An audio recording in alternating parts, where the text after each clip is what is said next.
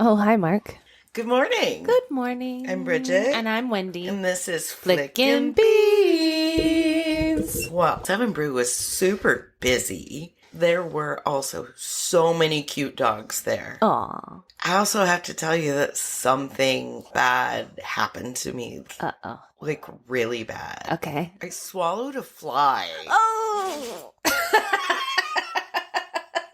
I don't know if the mic caught that, but Gus sneezed almost in excitement. Agreement.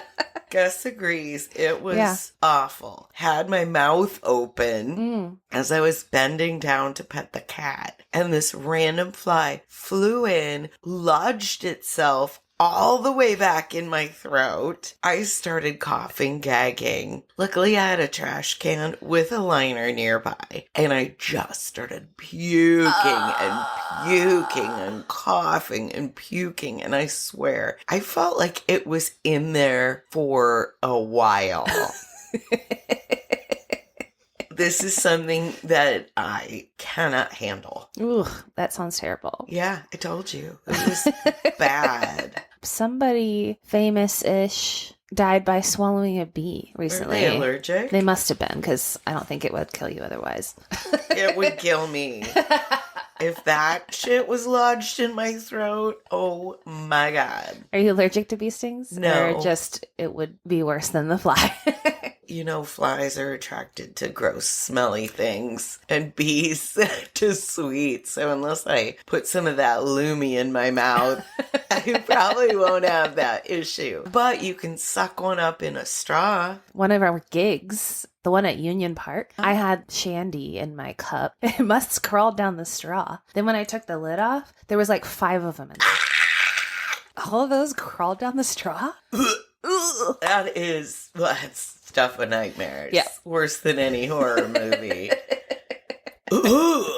Okay, so this week's movie, I made you watch American Movie, which is a documentary about making a movie. It's not quite The Disaster Artist. No, but there's definitely some parallels. The main character, Mark, is a philosopher that never got educated. You can tell he's smart and the gears are turning, but he doesn't have common sense. His brother mentioned that he looked up to him as a youngin' because he was so smart. Yeah. Then what happened? Drinking. Exactly. Yeah. He has this one friend whose name is Mike. Yes. He and Mike drink a lot of vodka.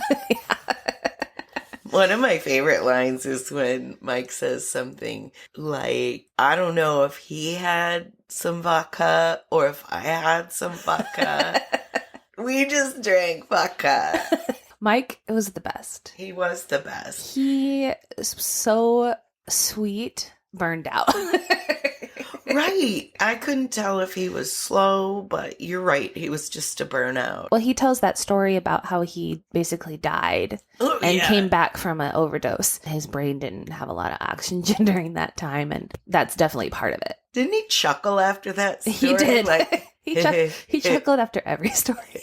He was mostly in the background and he didn't say a whole lot. At the end, I thought Mike didn't really have any personality or hobbies other than he likes hanging out with Mark. Yeah. He said, Mark makes movies. That's what he does. So I make movies with him. Yeah. The best. That's friendship. Exactly. It's his little side. Yeah. He was just so, I don't know if pure is the right word, but wholesome. Obviously burnt out from his past, but he doesn't drink anymore or do drugs anymore. And even though at one point Mark tries to get him to buy beer with his last $20. The movie that he's making is called Coven. Yeah. Not Coven, because it sounds like oven. Yeah. All throughout the movie, people are trying to correct him. Apparently, it is an alternate pronunciation. Oh, so he was legit. No, I just don't buy that anyone is saying it. No, I've never heard anyone say it like that. But that's another one of those things where you can tell that he's like maybe well read. But, this happens to me a lot where I've read a word and I've never said it out loud, and then I do, and then people are like, what? Yeah. I also thought it took way too long for anybody in the movie to correct him. Like, eventually they start, but he says it for a long time before anybody corrects him. Right. And it's interesting. Coven. Yes. Coven's the correct one. And then I kept thinking they were saying COVID, even though obviously this is like the 90s. This is sort of towards the beginning, I think, that Mark says this. He's talking about his drinking problem, which is a theme. And he was like, it's no longer time to drink and dream. It's time to create and get it, or something like that. That spoke to me, I guess.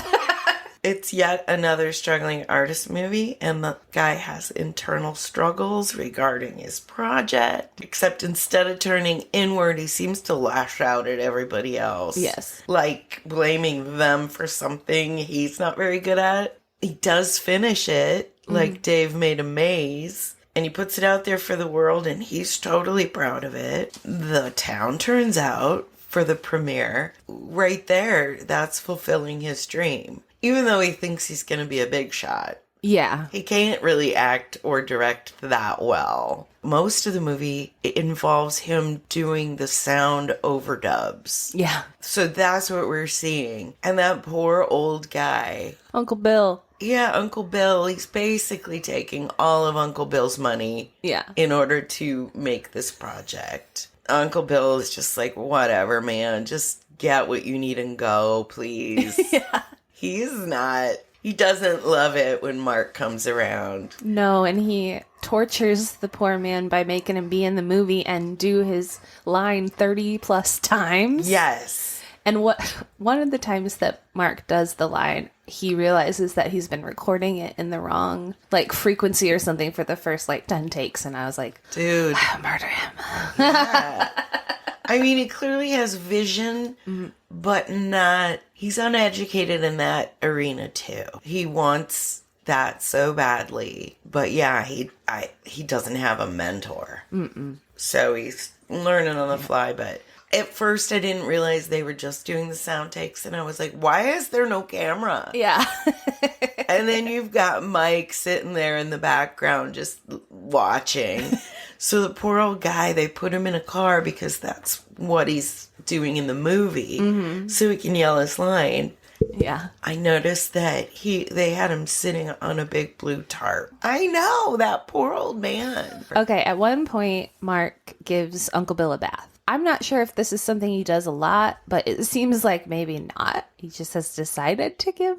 And his girlfriend comes over, and Mark is running around doing other things. And she's like, where's Uncle Bill? And he's like, he's in the tub. And they had been drinking, of course. And she's like, he could pass out in there. Go check on him. You can't leave this 90-year-old man in the bathtub alone. And then he's filming taking a bath. Even if he's not drunk. Right. You really can't leave a 90-year-old in the bathroom alone. And I found it really odd that Mark filmed it, because this is not the time where we all have our cell phones. He had to set up the camera, waste some tape on it. Like, why is he filming that? Right.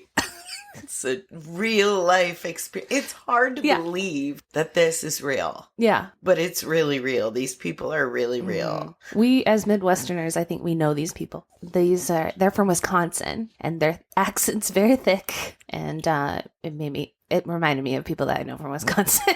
But I think small town Midwest is very much this people's culture, I guess. You can tell by his hair and his child molester glasses that he's very much like Owen Wilson's character from last week in Paint. But he also brought up a lot of Joe Dirt vibes, especially because he's so super forward thinking. And Joe Dirt was so upbeat and, moving on despite all these terrible challenges. That's one thing that people keep saying about Mark when they're interviewing him, is they admire his tenacity. Even though he has failed over and over again, he continues to want to make this movie, and that is admirable. I have a couple reviews that are pretty good. Yeah. The more you watch it, the more you realize there's a little Mark Borchardt in all of us, a wild-eyed dreamer. Aww. While the realities of his life were stark and his relationships with his family and children seem dysfunctional, he's an entertaining figure with idealism that's larger than life. Absolutely. That's the Joe Dirt thing. Yeah, that's a perfect description of him. Makes me think of the point when they're in the kitchen and he's drunk and he's going on about, I'm never going to be one of those schmucks that works a 40-hour week job and that kind of thing. You're like, yeah, that's a sentiment you hear a lot, is I don't want to give up myself to work this job, and he's just not willing to compromise on that yet. And that's pretty cool. Yeah. But slight delusions of grandeur. Absolutely. He's broke. He's so broke. Here's another review that ties in with the first one. It said, looking for proof that real life is more entertaining than fiction? You just found it. This superb documentary about an aspiring feature filmmaker, Mark Borchardt, who refuses to admit defeat, is the funniest film I've ever seen. Probably because it's one of the most tragic. Oddly enough, the more I watch the film, the more inspired I become. I have an inkling that I saw this before. You may have. The character Mike seemed very familiar to me. And I kind of remembered his story, but not the rest of it. So that's weird. I must have just been fixating on Mike because I loved him. Mike was so sweet. He's like Groot. Yeah. It's like Hodor from Game of Thrones. One thing I thought would be so fun is to be one of those people recording screams. Wouldn't it be cathartic? Yeah, absolutely. Like a Smash Room would be. Yeah, I've done the Smash Room. It's fun. They also had a mattress in there that you could stab. And for some reason, that was very, very cathartic. Yeah. Mike has the best scream, don't you think? They were all good.